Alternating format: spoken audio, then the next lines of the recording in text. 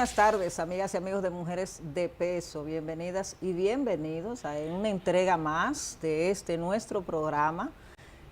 Mujeres de Peso, que ustedes han cobijado, que ustedes han añoñado, que ustedes han ayudado a crecer, y agradecemos cada día por esto. La verdad es que encontrarnos con ustedes cada domingo a esta hora, cuando ya se supone que hemos almorzado, que estamos en casita, en familia, descansando, para nosotras es un gran placer. Así es que les presento de una vez. Hoy no vamos a perder tiempo porque tenemos mucho contenido, un contenido muy interesante, pero le voy a presentar a mi compañera del día de hoy, Águeda Solano. Hola, Águeda, bienvenida. Hola, Patria, gracias. Un saludo especial también a todos ustedes que, como usted decía, cada domingo nos sintonizan para ver el contenido que traemos para ustedes. Un contenido siempre fresco y siempre en busca de resaltar lo mejor de nuestras mujeres, de las mujeres que conforman nuestra sociedad. Bueno, y hoy es un día muy especial. Sí. Hoy es un día, yo sé, te interrumpí. Sí. Ay, perdón. Yo No, suelo hacer eso regularmente. Ah, es verdad. Bueno, lo que pasa es que, bueno, hoy es un día muy especial, hoy es un domingo, no es un domingo cualquiera, es un domingo que conmemoramos y celebramos el Día de los Padres. Y hoy queremos reconocer a los hombres de peso, a todos esos padres que han asumido la paternidad con responsabilidad y que se han erigido como ejemplo para sus hijas y sus hijos. Hoy es un día, bueno, muy especial, aunque la mayoría de los hombres dicen que hoy es el día del perro o de los perros. Sí, porque son ellos mismos que lo dicen. Regularmente son ellos mismos, y también porque a veces a nivel comercial quizás no es el boom como cuando es el Día de las Madres, pero realmente no podemos asumir esa afirmación que hace mucha gente, porque yo sí creo que hay muchos hombres que han sido ejemplo en sus familias. Quizá no tantos como quisiéramos, quizá no, hay muchos hombres que quizás no han honrado ese rol, no lo han honrado, pero sí hay otros que lo han honrado de manera muy coherente. Yo por lo menos hoy no estoy quizás tan feliz, porque bueno, este es el primer año que estoy sin mi papá, que murió el año pasado. Y de todas maneras, yo celebro a mi papá porque yo tuve un papá muy especial, porque yo tuve un papá, bueno, que fue un ejemplo realmente, un papá que siempre estuvo presente, un papá que siempre se preocupó por todas sus hijas y sus hijos, incluyendo esos hijos que le tocó a él asumir en el camino. Y bueno, de mi papá hay muchas cosas que yo puedo rescatar en el día de hoy, sobre todo que él nunca nos abandonó en ninguna circunstancia, que nunca dejó de estar presente, que nunca se dejó de preocupar aunque ya éramos viejas y viejos, y que entendió con claridad que sus hijas y sus hijos eran una responsabilidad que no acababa cuando ellos cumplían los 18 años, cuando ya éramos adultos. Todavía hasta el año pasado mi papá se estuvo preocupando por mí, por los nietos, por todo, por el hijo o la hija que más lo necesitara. Y yo pienso que es un ejemplo, y que aunque hoy no lo tengamos físicamente, papá siempre va a estar. En la medida en que han pasado los días y los años, lo hemos extrañado más, cada día lo extraño más. Sobre todo porque mi papá era un hombre itinerante, era un hombre que no tenía un asiento fijo, él se movía, él se iba de una casa a otra, un día estaba con mi hermano mayor, un día se iba, me voy, a veces se me aparecía en casa de un pronto, y yo siempre, después que papá murió, he sentido como que papá anda por ahí, haciendo sus travesuras, visitando a su familia, se iba a visitar a su hermana, se iba a cualquiera de las casas que él entendía que era donde más lo necesitaban, y yo desde aquí quiero decirle a mi papá que yo le agradezco a la vida que él haya sido mi papá. Y yo sé que mis hermanos sienten lo mismo.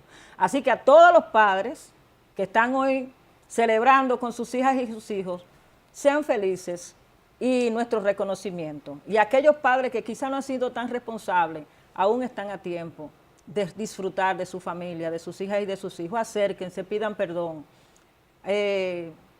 sanen heridas y acérquense a su familia. A todos esos padres que quizás no han tenido esa oportunidad y que quizás hoy no están celebrando con sus hijas y sus hijos. Y por supuesto, también extender ese mensaje a los hijos que se acercan a sus padres y que aprovechen tenerlo. Yo decía detrás de cámara que no me gusta mucho hablar de mi papá, aunque fue la persona más maravillosa que me tocó en la vida, pero hace 15 años que mi papá murió, yo tenía 15 años, y todavía como que me da mucha nostalgia. En estos días estaba con mi hermana sentada en un lugar y veíamos, las dos nos quedamos fijas mirando a un señor con una camisa, un obretele, un pantalón, y nos miramos y nos leímos el pensamiento, no tuvimos, obviamente lo comentamos, pero con mirarnos sabíamos que estábamos pensando lo mismo y era, wow, eso hubiese sido mi papá. Y usted menciona, hablando del suyo, me recuerda mucho el mío porque él era muy, muy de sus hijos. Y mis hermanos que son más grandes, yo siempre lo veía como tan preocupado por ellas y me llevaba. Y por ejemplo, el 24 de diciembre, mi papá visitaba a todos sus hijos y se aseguraba de que todos, tenía 10 hijos, se aseguraba de que todos tuvieran su cena ahí. Y la verdad es que a veces me quejo y digo, wow, pero ¿por qué se murió tan joven? Pero también a veces le doy gracias a Dios, le doy gracias a la vida porque me tocó él y por los años que pude aprovecharlo. Y sé que mis hermanos también sienten lo mismo. Y la verdad es que extiendo el mensaje suyo de que a los padres que aprovechen a sus hijos y a los hijos que aprovechen a sus padres. Y quiero rescatar lo que usted decía de que muchas personas dicen que es el Día del Perro. Incluso se hace mucho meme y mucho relajo con esto desde hace muchísimo tiempo. Pero algo que quiero decir es que muchas veces este tipo de comentarios son lo que promueven una mala paternidad. Porque cuando celebramos o cuando le nace un hijo a una pareja y le decimos, ay, pero tú no estás celebrando, o sea, en vez de estar en el hospital con su hijo, nosotros promovemos que el hombre esté celebrando como se suele hacer, o se solía hacer mucho antes, estamos promoviendo una paternidad negativa, estamos celebrando lo que no debería ser. Entonces yo entiendo que en la medida en la que empezamos a llamar las cosas por su nombre y a no relajar con todos los temas, porque esas cosas se pueden quedar en la mente de la gente y como que, eso está bien, pero no está bien. Pues no estamos aportando menos de lo que estamos imaginando. Estamos colaborando incluso con el machismo, que es una de las cosas que hace que la paternidad no sea como debe ser. Y también quiero aprovechar para felicitar a esos padres que entienden que la crianza es de dos. Actualmente estamos viendo muchos padres que son papás presentes. Mis felicitaciones, sigan así, sigan predicando con su ejemplo y nosotros también sigamos evitando las frases como la que acabamos de decir para que futuras generaciones de padres no sean unos perros. Bueno, yo recuerdo que el año pasado, para el Día de los Padres, yo decía también, porque hay que ser lo más justo posible y lo más equilibrado. Y yo digo, hay una nueva... una nueva camada, como tú decías, aunque no es camada no, porque camada es para los animales. Hay una nueva generación de hombres que ya está, yo siento, cambiando. Y qué bueno, y esperemos que así sea. Unos jóvenes que están creciendo con otra visión de lo que es ser pareja y de lo que es ser padre. Y de esa nueva masculinidad tan necesaria. Esa nueva masculinidad que los hace ser distintos, que los hace asumir el hogar, que los hace entender que esa nueva mujer también necesita un nuevo hombre. Y que los hijos del futuro, las hijas y los hijos del futuro también necesitan un padre distinto. Y bueno, cerrar aquí celebrando a mis hermanos, que muchas felicidades, que todos son padres. A mi hijo que cumplió años hace poco, que no es es padre de 2 gatos. Me dijo, mami, tú tienes 2 nietos, 2 gatos. Pero a mi hijo Inti también, que cumplió años el 28, que lo quiero, lo adoro y lo felicito, lo felicito. Bueno, que lo cumplió años no, que cumple años. recientemente. Ay, Dios mío, yo estoy media atrasada. Pero nada, vamos a desearle todo lo mejor a los padres. Y vamos a pasar a nuestra frase de peso, Águeda. Claro que sí. Y nuestra frase de peso de la semana dice que la igualdad de género debe ser una realidad vivida y no solo una promesa escrita. Esta frase es de Michelle Bachelet. Bachelet, una médica y política chilena destacada por ser la primera mujer presidenta de su país y alta funcionaria de la ONU. Ella ocupó la presidencia de Chile en 2 periodos, 2016, 2010 y 2014 y 2018. Y además se desempeñó como una alta comisionada de las Naciones Unidas para los Derechos Humanos. Y me parece a mí que esta reflexión cobra un sentido especial cuando hablamos de maternidad, que es un tema que vamos a tratar en este programa el día de hoy. ¿Usted qué opina, Patria, de esta frase? Bueno, Michelle Bachelet es una expresidenta chilena, dio muchos ejemplos en su carrera y ha dado muchos ejemplos en su carrera política.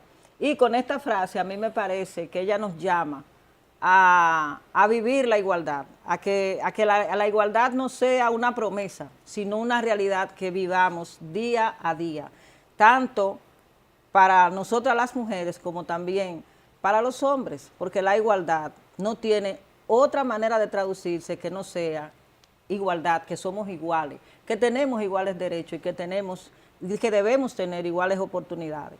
Hay muchas veces, sobre todo en nuestro sistema político, que se promete, que se hacen leyes, que se hacen normas, y yo a veces digo, ¿qué tantos acuerdos sé que se van a hacer en nuestro país, qué tantas leyes y normas que se van a dictar en favor de la igualdad de los hombres y las mujeres? Y sin embargo, en la práctica diaria aún nos falta mucho, aún seguimos viviendo situaciones de mucha desigualdad y aún se deja de reconocer el valor y los aportes de las mujeres y se invisibiliza sencillamente, muchas veces ni siquiera aparecemos. Entonces es necesario seguir predicando, pero es necesario además hacerlo realidad en nuestra práctica y no seguirle regateando a las mujeres el derecho que tenemos a ser iguales. Así es. Así definitivamente es. Bueno, señores, nosotros vamos a ir a nuestra primera pausa y al regreso tenemos un tema muy interesante que ustedes no se pueden perder.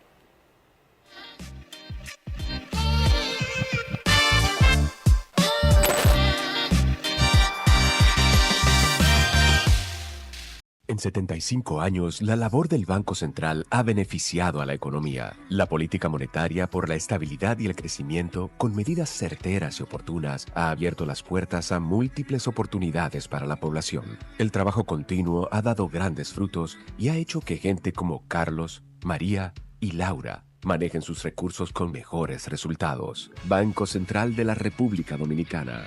75 años trabajando por una estabilidad que se siente. Y ahora el bateador se prepara con 2 outs.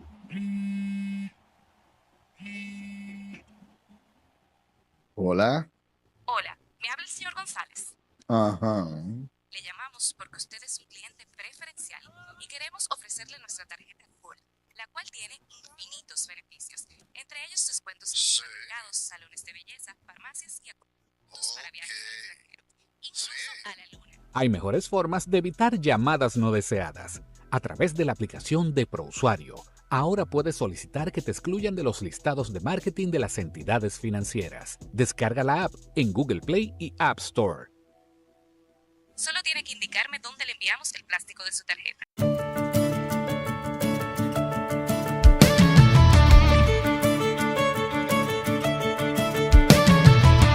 Hoy me levanto con ganas de sumar una sonrisa y un poco de paz. Vamos juntos, se empieza a escuchar y sin hacer ruido algo empieza a cambiar. Tiendo mi mano donde te vi caer, enseño, comparto, me quedo, te acompañaré. Parece tampoco un gesto y nada más, pero cuando se juntan no hay forma de parar. Sube la economía de la bondad cada vez que dices ven, yo te ayudo. Yo te ayudo. Cuando tu mano se da de verdad, se mueve el país entero, te lo juro. mueve al país y el país lo movemos juntos. Paso a paso, uno por uno, sube la economía de la bondad. Míranos todos distintos, marchando al mismo compás. Tu luz conecta conmigo y ya no hay vuelta atrás. Una palabra sencilla, un aquí estoy nada más, y 1.000.000 de gestos pequeños encienden este lugar. La bondad mueve al país y el país lo movemos juntos. Si tú te mueves conmigo, no hay quien nos pueda parar. La economía de la bondad. La bondad mueve al país y el país lo movemos juntos. Popular, a tu lado siempre. Bienvenidos al Paso a Paso para renovar tu cédula. Recuerda, desde este 12 de abril iniciamos la entrega de la nueva cédula, la cual recibirás en el mes de tu cumpleaños. Para tenerla, solo debes completar unos simples pasos. Llegas al centro de cedulación y te recibe el coordinador del centro, quien te solicita tu cédula física para validar tu identidad. Posteriormente, se genera un turno único para el proceso. Luego te solicitan la cédula física para iniciar la solicitud y aportas un número telefónico de contacto. Más adelante, pasas al área de captura de datos biométricos para validar que los datos se corresponden contigo.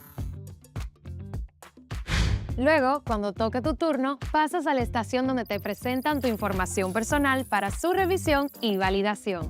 Una vez concluida la verificación, colocas tu huella dactilar en el lector.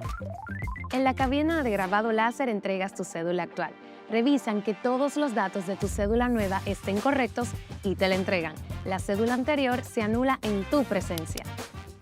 Y así de fácil es tener tu nueva cédula. Recuerda, a partir de este 12 de abril, en el mes de tu cumpleaños, acude al centro de cedulación más cercano. Para más información, accede a jce.gov.do. Tu cédula eres tú, porque tu identidad es única. Junta Central Electoral. Garantía de identidad y democracia.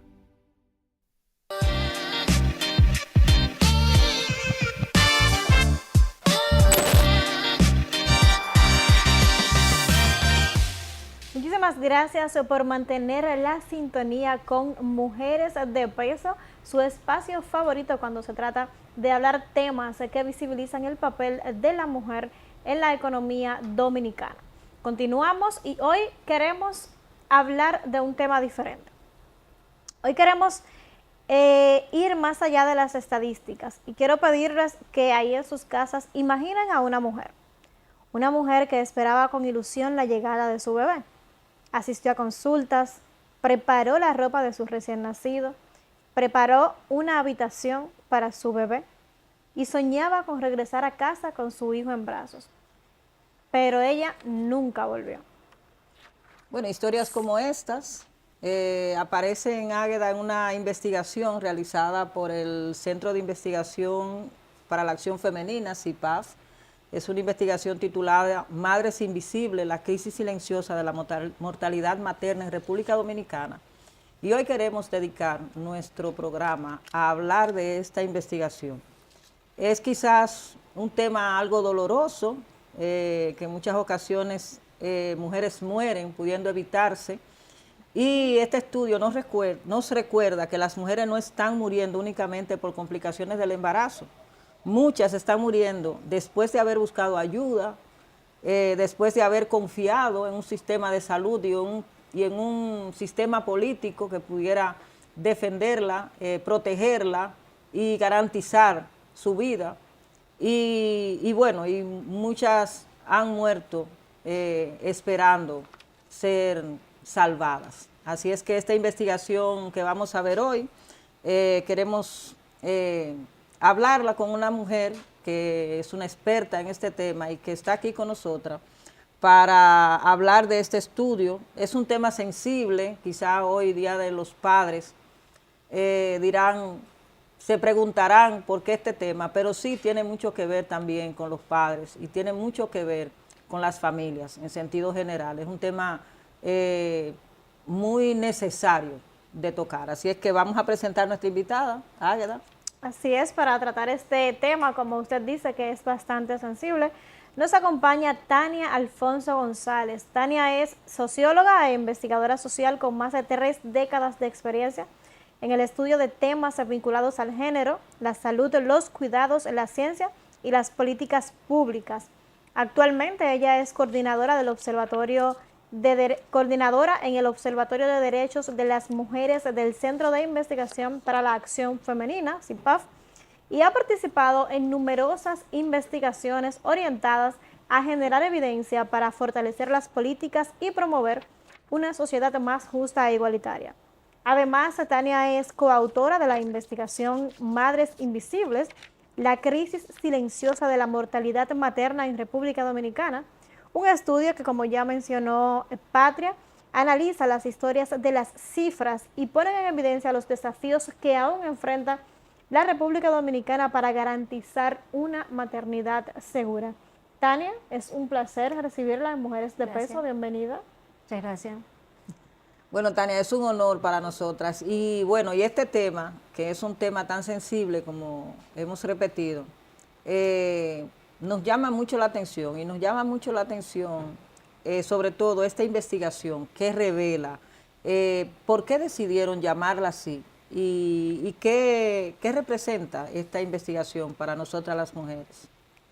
Bueno, seguro muchas personas conocen y otros no lo conocen, por eso quiero comentarle que CIPAF es un centro que desde la década del 70, dirigido por Magali Pineda, que fue la fundadora del centro, una feminista que trabajó mucho tiempo vinculado a los temas de derechos de las mujeres, y CIPAF, que ella es la fundadora del centro, desde esa década viene trabajando en los temas que tienen que ver con las problemáticas que afectan a las mujeres y las violaciones de los derechos de las mujeres. Y en estos momentos lleva un observatorio, que en ese observatorio se van monitoreando y vigilando cuáles son los comportamientos según las informaciones oficiales, la data oficial, de determinadas problemáticas que afectan a las mujeres. Una de estas problemáticas es el tema de la mortalidad materna. Cuando uno analiza los datos, desde el 2019 hasta el 2024, más de 1000 mujeres han muerto de muerte materna. ¿Por qué se llama Madres Invisibles? ¿Por qué? Porque cuando usted busca, nosotros nos empezamos a buscar en las redes sociales, además de los datos, qué había, qué se comentaba, qué percepción había en las redes sobre el tema de las muertes maternas. Y realmente hay muy poco. Se habla de una cifra, se ha subido o bajado la muerte materna, pero no se habla del tema. Usted puede encontrar en redes sociales grupos de apoyo a la pérdida con el tema de la mortalidad neonatal. Se habla de cuando fallece, lo que significa, lo que impacta en la familia, la pérdida de una madre, pero de mortalidad materna no hay nada. Es un tema invisible. ¿Qué pasa cuando ocurre una muerte materna? ¿Qué responsabilidad hay detrás? Tampoco hay nada. O sea, que es una muerte que se queda invisible, por eso lo empezamos a hablar de esa manera. Nadie habla de las causas, nadie habla de las responsabilidades y nadie habla de eso porque detrás quien se queda es una familia tratando de sobrevivir a esa muerte y no hay tiempo para hablar en redes de ella. Tania, la investigación menciona algo más allá que una simple complicación, bueno, no simple, pero que una complicación médica. ¿Qué fue lo que ustedes descubrieron cuando comenzaron a escuchar a la historia de estas mujeres y de sus familias? Mira, las historias casi todas tienen puntos en común. Primero, hay un perfil de mujeres que es muy común en estas muertes maternas. Son mujeres empobrecidas, mujeres que viven en zonas rurales o en zonas periurbanas con condiciones de vida difíciles, mujeres que empezaron la vida familiar desde uniones tempranas y que por eso abandonaron los estudios. O sea, la mayoría de estas mujeres, el 87% de estas mujeres que nosotros trabajamos, abandonaron los estudios, no culminaron ni siquiera la enseñanza universitaria y no llegaron a la secundaria. Todas tenían un vínculo con el sistema de salud, todas habían participado en al menos 4 o 6 consultas y sin embargo, después de una trayectoria común, fallecían al final. Estas mujeres no conocían los peligros que tenían, no tenían percepción de los riesgos que tenían durante el embarazo. Muchas de ellas tenían patologías anteriores que las ponían en riesgo, dígase anemia, dígase falsemia, otras tenían lupus. Había una de las fallecidas que falleció con una operación, que tenía una operación de corazón abierto. O sea, muchas tenían patologías anteriores, hipertensión. Sin embargo, no tenían percepción de los riesgos que significan estas patologías para su embarazo. Yo recuerdo una historia de una de ellas que la familia decía que se había puesto muy bonita, que había engordado y lo que estaba era inflamada y por su propia enfermedad porque tenía falsemia. O sea, que había un desconocimiento en la familia porque son personas que muchas veces abandonan los estudios tempranos y esto hace que sea más riesgoso su proceso de embarazo. El vínculo con el sistema de salud es muy pobre en calidad, o sea, asiste pero no tiene calidad, llevan su analítica, llevan sus procesos, pero muchas veces las consultas son irregulares, se ausentan del proceso de consultas y después nadie pregunta por qué no asistió, a pesar de que era una paciente en riesgo, no la alertaron de todas las preocupaciones, no sabía qué cosa es un riesgo para un embarazo o cómo llegar a un embarazo en buen estado de salud, porque ya cuando llegan a embarazarse muchas están ya en condiciones de precariedad por culpa de condiciones de pobreza en las que vive y eso hace que las ponga en condiciones más vulnerables. Por lo tanto, después durante todo el proceso, en los procesos de la última etapa del alumbramiento, ocurren también muchas barreras en el acceso al sistema. O sea, hay demoras en el sistema de acceso, violencia obstétrica por maltrato, mala información, desconocimiento de la familia, de las cosas que tienen que hacer. Y cuando ya llega el último momento, la familia muchas veces ha pasado varias veces por emergencia, por centros de salud, en condiciones de situaciones de salud que ponen en riesgo el embarazo y sin embargo cuando llega el momento final parece que llegara por primera vez. Y hay una frase que nosotros siempre hablamos en la investigación que dice las mujeres llegan tarde, porque para esa última vez llega como si fuera la primera vez que llega, a pesar de haber pasado muchas veces por el sistema de salud. Por lo tanto, lo que ocurre en ese momento del parto no es circunstancial, es una serie de fallas sistémicas que van ocurriendo durante todo el proceso del embarazo y cuando llega al final, esa muerte que podía a lo mejor evitarse en un % determinado, pues ya no es posible porque no hay manera que pueda actuarse sobre ella. Tania, yo te escucho y me pregunto, en verdad, ¿cómo se explica que cuando ya la sociedad ha avanzado tanto en materia de innovaciones, incluso médicas, ha avanzado incluso en formación, ¿cómo se explica que las mujeres sigan muriendo por embarazo, por ejemplo? Algo que ya, incluso los ultrasonidos, o sea, toda esa tecnología médica y todo ese acceso y toda esa información que fluye en las redes sociales, que fluye en la internet, o sea, ¿cómo se explica que las mujeres sigan muriendo? Mira, esa es una pregunta muy interesante.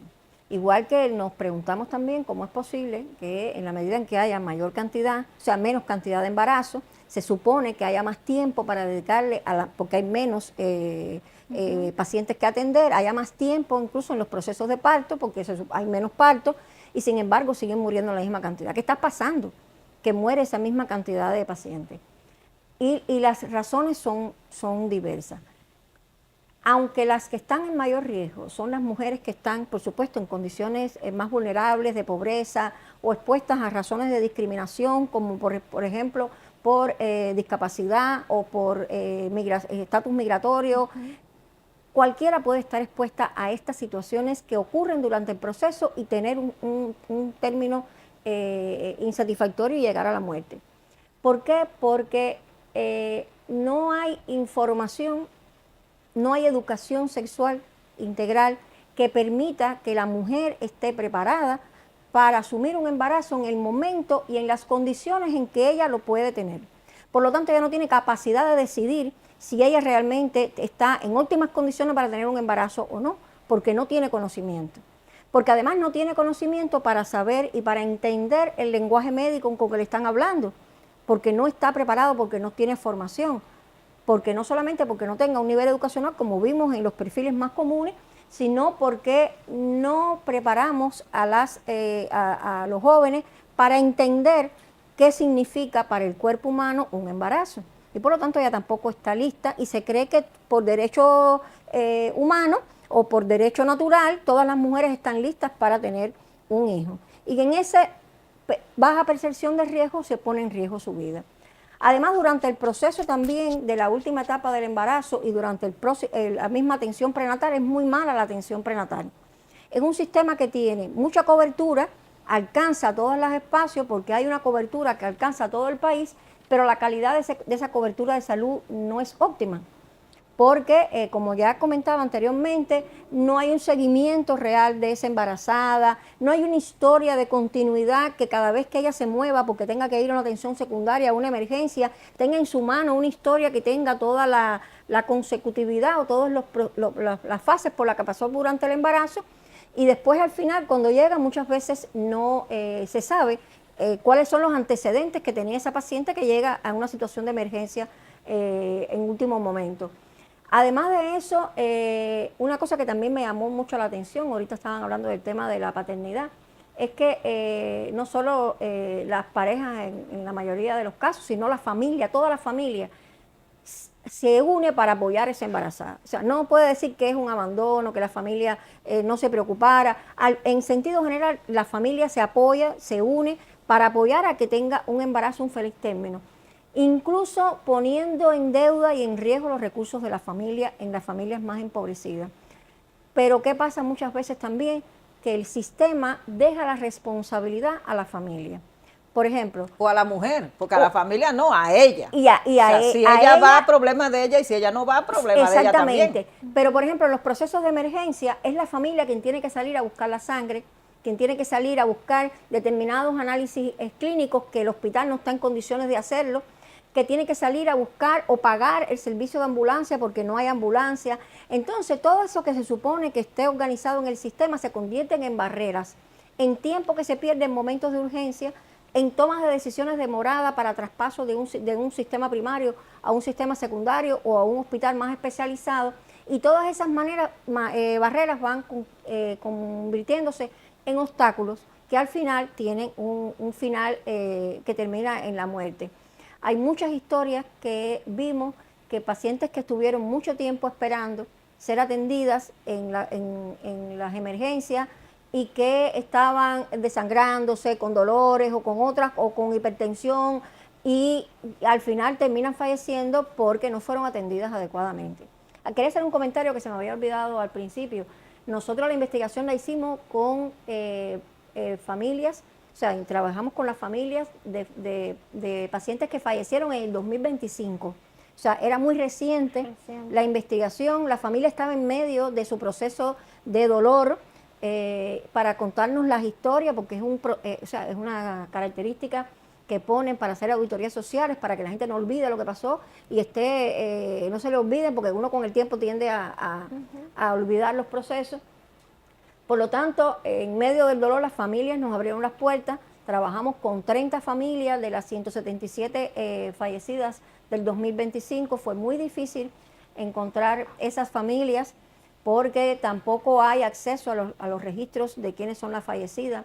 Y tuvimos que aplicar un procedimiento metodológico que se llama bola de nieve, que es ir buscando en los diferentes lugares de todo. Trabajamos en 7 de las 9 regiones de República Dominicana, buscando a esas familias con condiciones diferentes para poder profundizar en el estudio. Y las familias tenían un factor común casi todas cuando nos contaban, y son esos procesos de desinformación por parte del sistema. La familia desesperada y no tiene conocimiento de qué está pasando, qué está ocurriendo. Muchas fallecen ellas y los bebés. Los procesos después de declaración de la certificado de defunción, en eso también hay mucha violencia en esos momentos, familias que tienen que correr buscando cómo completar su certificado de defunción porque se los dan incompleto o todavía no lo tienen. Nosotros terminamos investigación y familias que nos llamaron después de haber terminado y nos dijeron, al fin logré mi certificado de defunción porque no se los daban. Las familias no tienen acceso a los expedientes médicos y por lo tanto no saben qué ocurrió. Y ese no saber qué ocurrió también crea una percepción de riesgo y peligro. Nosotros nos llamó también mucho la atención comunidades que habían pasado por varias historias similares de muerte materna y nos decían que estaban muy preocupados, que incluso los jóvenes de las comunidades les preocupaba salir embarazados y volver a pasar por esos procesos porque era muy interesante que habían varios casos en determinadas comunidades. Lo que quiere decir que esa comunidad tiene un foco común y que puede ser estudiada y que puede ser trabajada y que eso es una falla del sistema. Si usted identifica que hay áreas en común que se caracterizan por tener esas condiciones, porque sus pacientes, porque además se supone que todas las muertes maternas en los centros médicos tengan una investigación detrás y ellos analicen cuáles son las características, qué está pasando, qué ocurra. Eso es lo que está escrito en el protocolo de salud. Me imagino que eso no se hace. O no se hace con la calidad que lleva, no se hace con la profundidad que lleva, no se estudian todos los elementos y se hacen supuestamente la investigación, se hacen recomendaciones, pero las recomendaciones no son realmente útiles para mejorar el sistema. Bueno, el sistema de salud pública tiene mucho, pero mucho que mejorar. Nosotros vamos a otra pausa. Al regreso continuaremos hablando sobre ese tema para ver cuáles recomendaciones plantea esta investigación y qué podemos hacer nosotros como sociedad para cada vez más disminuir esas muertes que pueden ser prevenidas. No toquen su control. Regresamos en breve.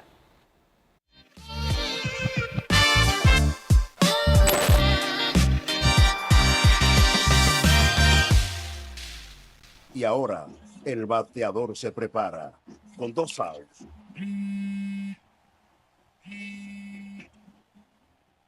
Hola. Hola, me habla el señor González. Ajá.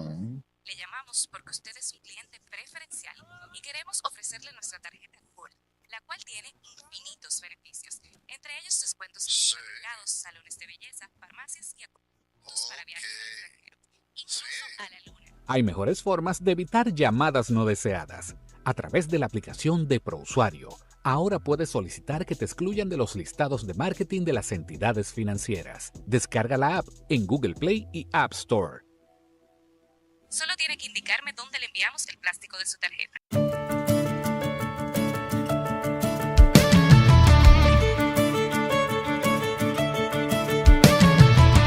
Hoy me levanto con ganas de sumar una sonrisa y un poco de paz. Vamos juntos, se empieza a escuchar y sin hacer ruido algo empieza a cambiar. Tiendo mi mano donde te vi caer, enseño, comparto, me quedo, te acompañaré. Parece tampoco un gesto y nada más, pero cuando se juntan no hay forma de parar. Sube la economía de la bondad cada vez que dices ven, yo te ayudo. Yo te ayudo. Cuando tu mano se da de verdad, se mueve el país entero, te lo juro. La bondad mueve al país y el país lo movemos juntos. Paso a paso, uno por uno, sube la economía de la bondad. Míranos todos distintos, marchando al mismo compás. Tu luz conecta conmigo y ya no hay vuelta atrás. Una palabra sencilla, un aquí estoy nada más, y 1.000.000 de gestos pequeños se encienden este lugar. La bondad mueve al país y el país lo movemos juntos. Si tú te mueves conmigo, no hay quien nos pueda parar. La economía de la bondad. La bondad mueve al país y el país lo movemos juntos. Popular, a tu lado siempre. Bienvenidos al Paso a Paso para renovar tu cédula. Recuerda, desde este 12 de abril iniciamos la entrega de la nueva cédula, la cual recibirás en el mes de tu cumpleaños. Para tenerla, solo debes completar unos simples pasos. Llegas al centro de cedulación y te recibe el coordinador del centro, quien te solicita tu cédula física para validar tu identidad. Posteriormente, se genera un turno único para el proceso. Luego te solicitan la cédula física para iniciar la solicitud y aportas un número telefónico de contacto. Más adelante, pasas al área de captura de datos biométricos para validar que los datos se corresponden contigo. Luego, cuando toque tu turno, pasas a la estación donde te presentan tu información personal para su revisión y validación. Una vez concluida la verificación, colocas tu huella dactilar en el lector. En la cabina de grabado láser entregas tu cédula actual. Revisan que todos los datos de tu cédula nueva estén correctos y te la entregan. La cédula anterior se anula en tu presencia. Y así de fácil es tener tu nueva cédula. Recuerda, a partir de este 12 de abril, en el mes de tu cumpleaños, acude al centro de cedulación más cercano. Para más información, accede a jce.gov.do. Tu cédula eres tú, porque tu identidad es única. Junta Central Electoral. Garantía de identidad y democracia.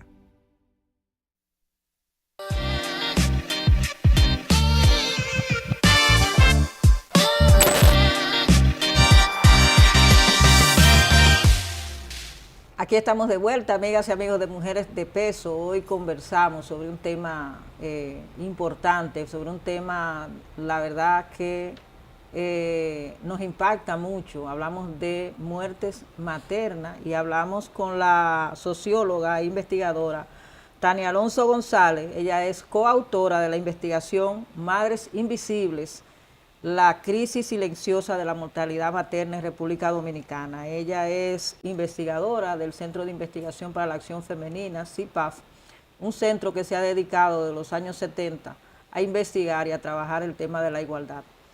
Tania, antes de irnos a la pausa, hablábamos de toda esta situación que viven las familias con el tema de los embarazos, y la verdad es que da un poco de incertidumbre sobre el futuro de las mujeres, sobre todo de las mujeres que están en etapa fértil. Aquí hay muchos embarazos en adolescentes en nuestro país y hay una escasa, como yo te digo, hay una escasa conciencia de que cuando una mujer se embaraza, una mujer pone en riesgo su vida. Aquí la gente entiende como algo chabacano. Ella está preñada, incluso, lo dicen así de forma chabacana, ella está preñada, y es como si fuera cosa de ella, y es como si no fuera nada. Entonces, hay una muy escasa conciencia de que esa mujer, en el mismo momento en que se embaraza, pone su vida en peligro. Y quisiera que tú hablaras un poco más sobre esto, y hablaras, sobre todo, sobre esa necesidad que expresan esas familias que tú decías, que han perdido sus hermanas, sus hijas, por una maternidad que no necesariamente debió terminar así. Mira, vamos a empezar al revés en la pregunta. De los 30 casos que trabajamos nosotros, quedaron huérfanos 36 niños. Niños que quedaron con impacto psicológico, afectados porque sin apoyo de ningún tipo. Y aunque no todas tenían hijos, pero muchas tenían 3, 4 y hasta 5 y 6 hijos. Otro tema común que tenían ellas es que muchas tenían, como yo decía, o sea, más de un hijo y tenían una edad avanzada porque no era su primer parto. Quiere decir que esa mujer fallece, pero deja detrás 2 y 3 hijos que tienen que ser asumidos por la familia. El impacto psicológico sobre los niños era muy triste oír las historias en los niños que a veces cuando estábamos entrevistando a las abuelas venían y hablaban del término, aunque los alejáramos, ellos de todas formas entraban e intervenían. Y el impacto sobre todo para muchos implicaba lejanía, separaciones de esos hermanos, porque hay unos miembros de la familia se quedan con algunos, porque cuando tienen 2 y 3 hijos, pues no siempre pueden asumirse todos juntos y se separan o son de matrimonios diferentes y entonces cada uno recoge a su hijo y se separan los hermanos. O sea que no solamente es la pérdida de la madre, sino que pierden el lugar donde estaban, los amigos porque tienen que trasladarse a otra zona, pierden a sus hermanos muchas veces porque tienen que separarse.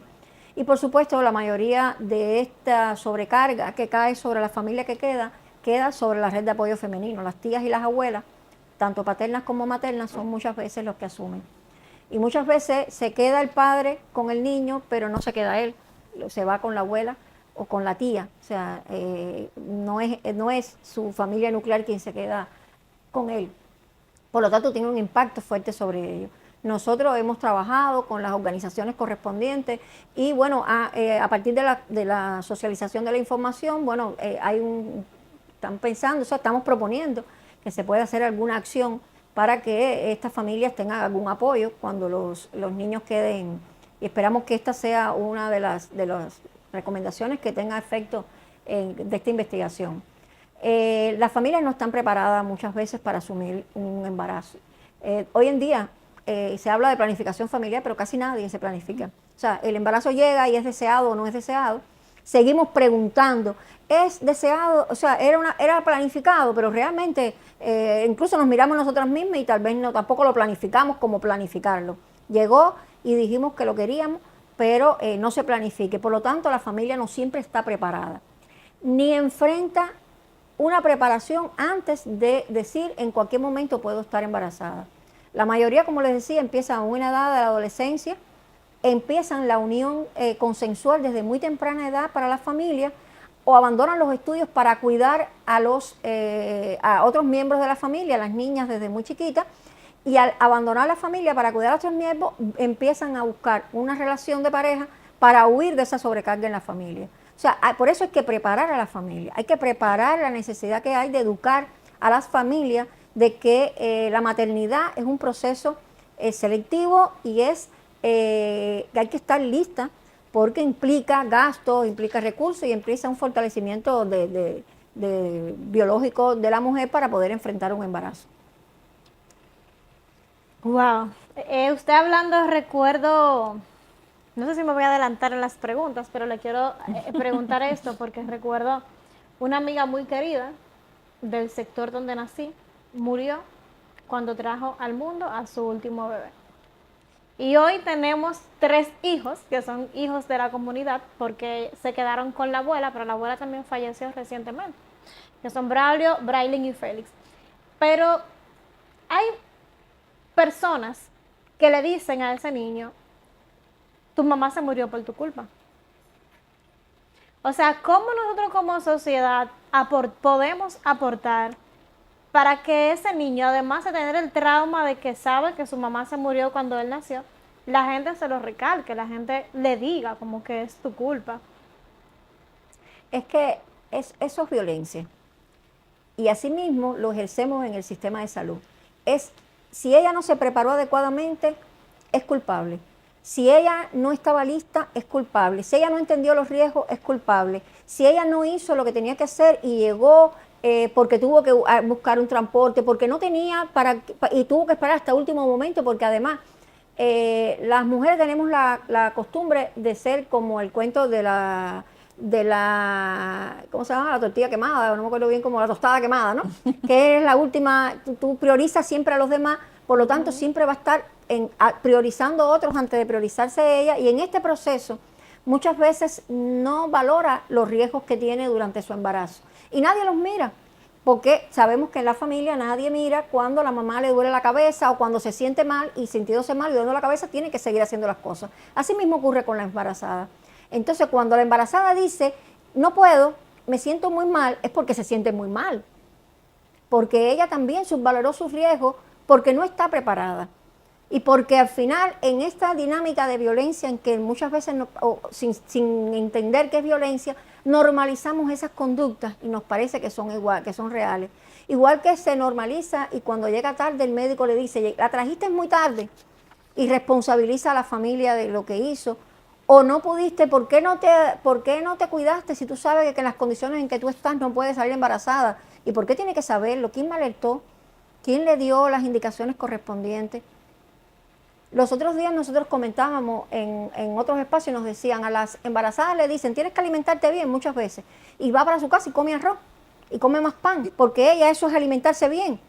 Y quizás su presupuesto a eso Y es que le alcanza. para eso es que le alcanza. Entonces, tenemos en cuenta eso, cuando le decimos a una embarazada, tienes que alimentarte bien, si ella tiene recursos para embarazarse bien, para tener una dieta balanceada, para tener una dieta hipocalórica que le permita reducir su anemia.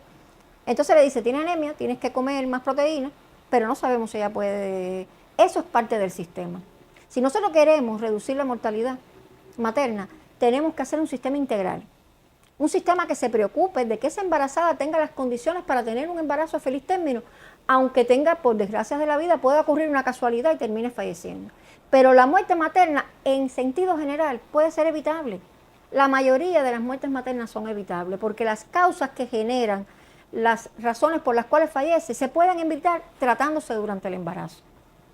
En esta investigación, ¿cuáles fueron los datos más alarmantes? ¿Cuáles fueron las zonas más vulnerables que se presentaron y la población? Mira, esa es una pregunta que me gusta mucho que me hagan.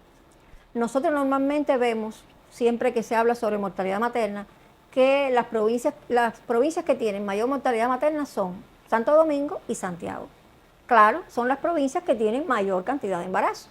Al tener mayor cantidad de población hay mayor embarazo y la probabilidad de que haya muerte materna es mayor. Pero hay otras provincias que son críticas en el tema de mortalidad materna, donde el riesgo de muerte es mayor, como son, por ejemplo, las provincias que son Independencia, Monteplata y Montecristi. ¿Por qué razón? Porque aunque mueren muchas mujeres, pocas mujeres, disculpen, aunque mueren muy pocas mujeres, 3 mujeres, 5 mujeres, son pocas comparadas con las 40 y tantas mujeres que mueren, por ejemplo, en Santo Domingo.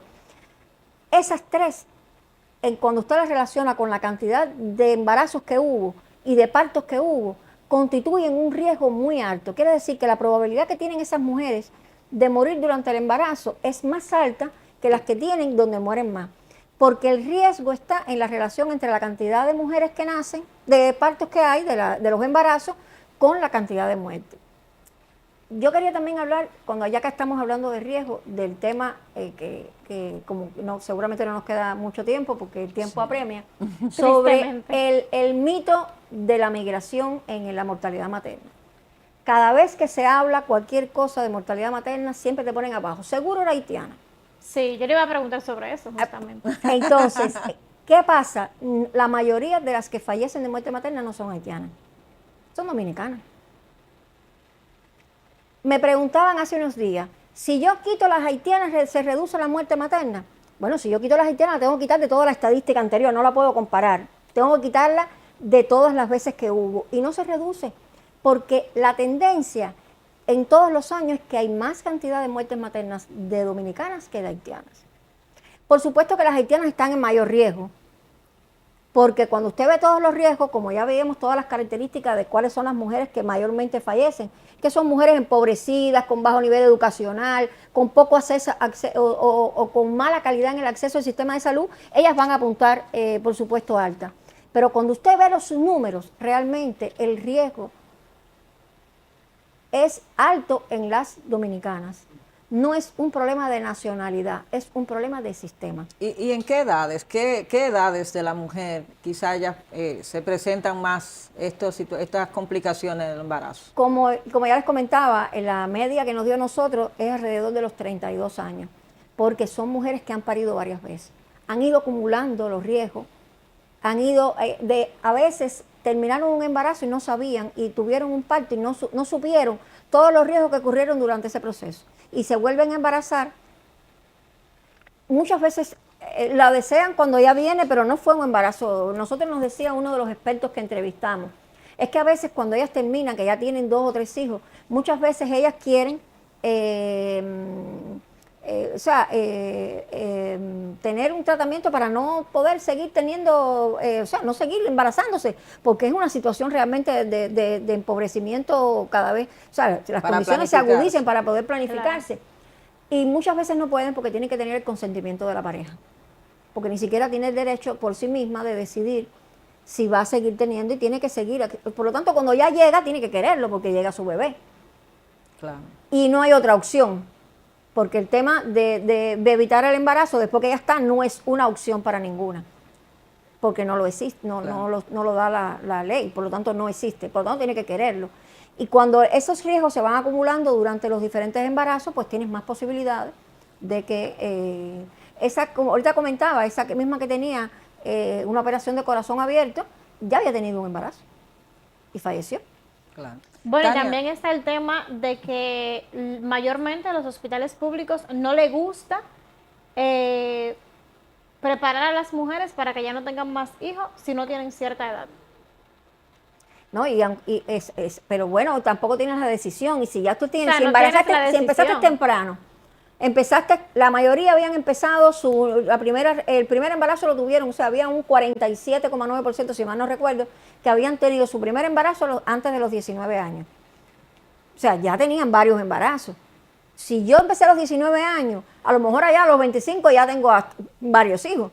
Y tiene que haber un límite, porque si no hay límite, se supone también el tema del acceso a métodos de evitar el embarazo no es tampoco amplio para todos. Todas no tienen ese acceso y eso también impide que pueda haber una planificación más adecuada del embarazo. Tania, se nos acaba el tiempo, se nos acabó el tiempo literalmente, y a mí me gustaría que cerráramos diciendo qué debemos cambiar.